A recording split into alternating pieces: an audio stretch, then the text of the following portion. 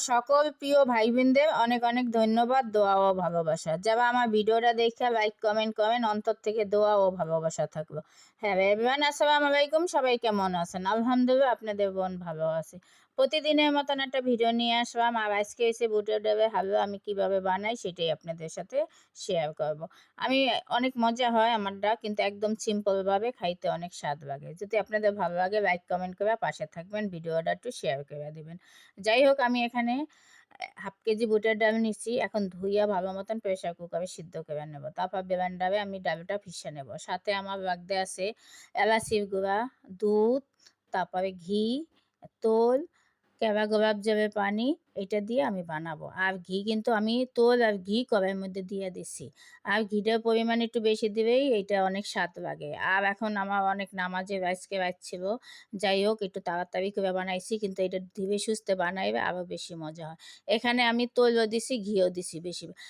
তোলটা কম দিছি, ঘিটা বেশি দিছি। এখন সুন্দর মতন আমি এটা একদম নাড়তে নাড়তে ভালো মতন আগে ভাইজা নেব। তারপর আগে প্রথমে একটু লবণ দিয়ে দিতে আসি। লবণ মিষ্টি জিনিসে দিলে সবচেয়ে বেশি ভালো লাগে।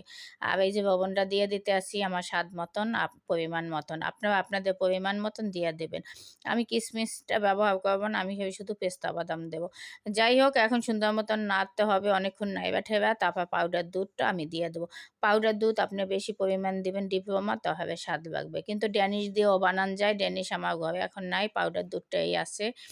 যাই হোক, আমি ডিপ্লোমা দুধ ব্যবহার করি। এখানে আমি এলাচির গুঁড়া দিয়ে দিলাম বেশি পরিমাণ। আর সাথে চিনি দিয়ে গুঁড়া করে নিচ্ছি। আপনারাও এইভাবে নেবেন। যাই হোক, ঘি আমি আবার দিতে আসি। নাড়তে থাকবো আর ঘি দিতে থাকবো। এটা খাইতে দারুণ স্বাদ লাগবে।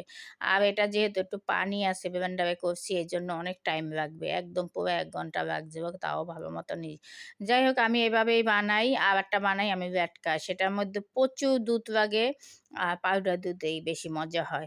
আর এই যদি ড্যানিশ হয়, ড্যানিশ দিয়েও বানাইবে, অনেক ভালো হয়। যাই হোক, আমি চিনিটাও এখন দিয়ে দিয়ে নাড়তে আসি। আপনাদের কাছে কে কে যে এটা না পারেন সে বানাইবেন, আর যে পারেন তার দ্বারা তো আর কোনো কথাই নেই। কিন্তু সবাই কিন্তু পুরো ভিডিওটা দেখবেন। যে ভিডিওটা আমার দেখবেন, লাইক কমেন্ট করে পাশে থাকবেন।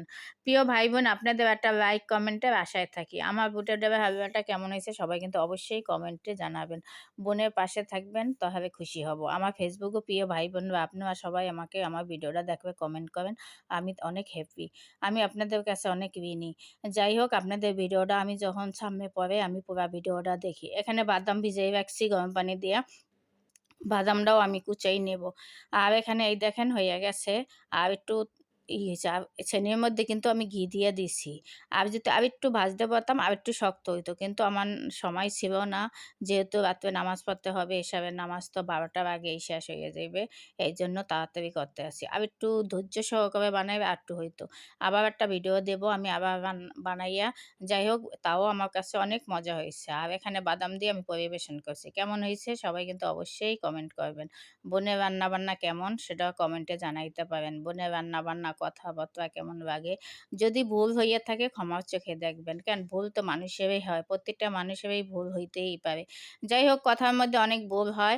আর এই যে এখন আমি রাত্রেই কিন্তু কাটতে আসি।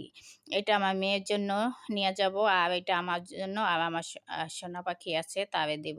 আমার মাম্মা সেটটা তার জন্য একটু রাইখে দিছি। মাম্মামেরটা সকালে দিয়ে আসবো। যাই হোক, এইভাবেই। আর আমিও বুটের ডালের হালুয়াটা অনেক পছন্দ করি, আবার একটু বানাবো। যাই হোক, যদি আপনাদের কাছে ভালো লাগে এভাবে বানাই খাইবেন। আর কালারটাও দেখেন অনেক সুন্দর আসছে, পারফেক্ট। যাক, কার কাছে কেমন লাগছে কমেন্টে জানাইবেন। আপনারা ভালো থাকবেন, সই সব আমাদের থাকবেন। আল্লাহ হাফেজ।